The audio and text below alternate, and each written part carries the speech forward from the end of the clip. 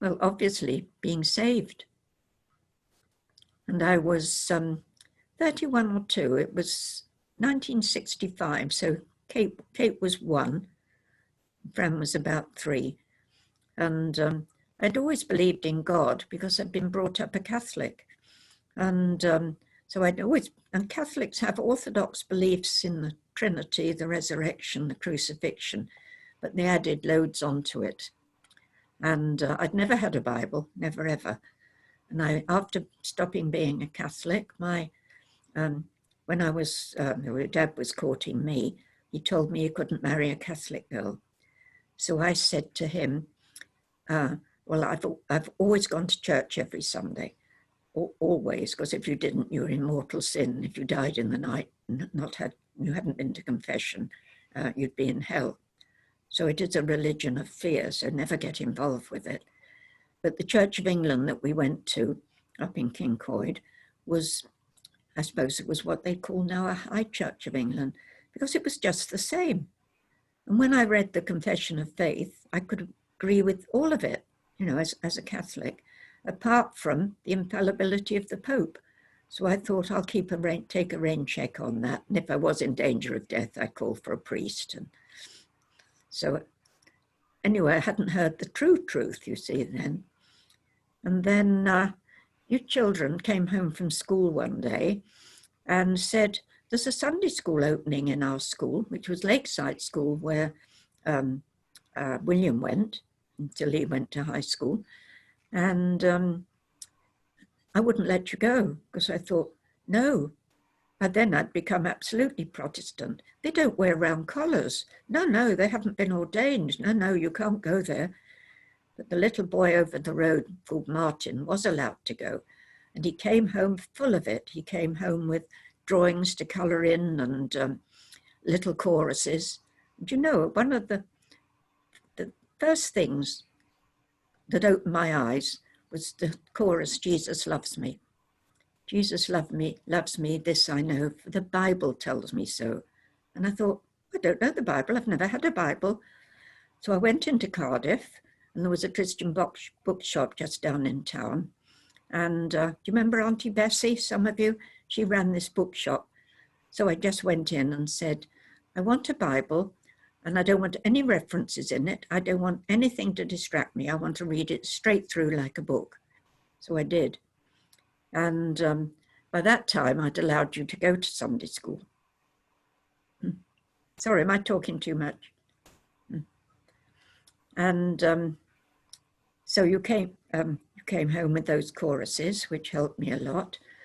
And then we used to have to go down and fetch you because, you didn't, well, we did have a car, I expect, we must have done, but we didn't waste it when we could walk.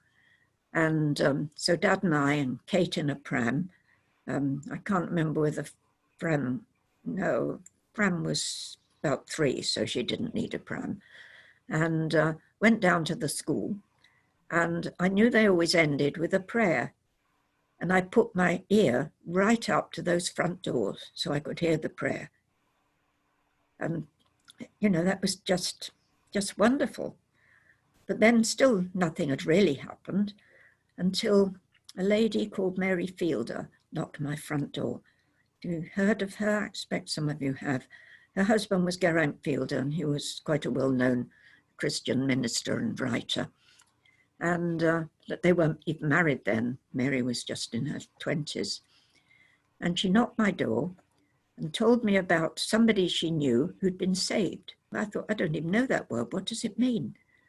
So she was 2 hours on my front doorstep. She wouldn't come in, talking all the time.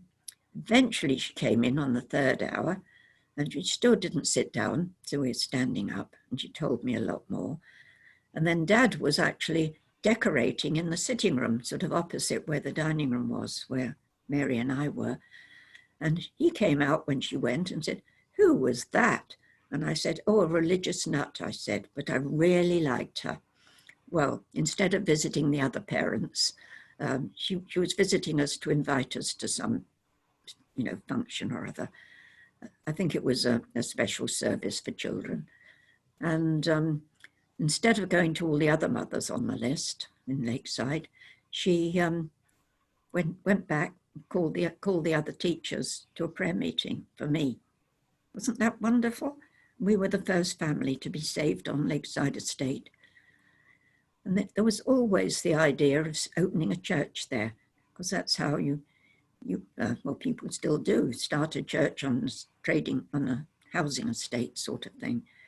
And I mean, gradually, well, all the children went to Sunday school. They all loved it. There was never any problem ever of getting them to go. It was 3 o'clock on a Sunday afternoon, in the days when we had Sunday school then, in the afternoon. And Paul Tench was one of the teachers. And I remember him now, that we used to pick him up from the Sunday school at about 4:30 or 5 and take him to church. You may remember we had a big Volkswagen motor caravan, so we had plenty of room, and we gave lots of people lifts because you could just pack them in. You didn't need seat belts. They hadn't been invented then. And the first time we went to Heath, because the leader of the class was Dr. John Rhodes. I don't know if you remember that. And he was a consultant in the Heath, a doctor. And he said, I've arranged babysitters for you so that you can come to the evening service. And I was so impressed with that he would give up his evening service and babysit so that we could go. And first time we went, I was sitting where the Iranians sit, not on sideways, but right, in the front, as it were, where they sit. And Mr. Hyam started praying, in the main prayer, and I couldn't believe it. I had opened my eyes, and guess what? He wasn't reading it. Well, I'd never been in a church where the minister in the C of E, and certainly in the Catholic Church, everything was read. And I just couldn't believe it. And I thought, what is this? And anyway, people came up to us afterwards and then started calling. I mean, we had a lot of children. We had 5 in those days. And so sometimes people would offer to babysit. But Mary Fielder, guess what? She started having Catherine and Paula to one night a week for tea, because I was typing notes back for everyone, Bible study notes. And they used to go with an egg in their hand. Each one had a boiled egg in their hands for their tea. Never heard of that. So a big fuss was made of them. Quite a lot of people made a fuss of you all, I suppose because you were so many. And anyway, there we are. That's the end of my story. So somebody else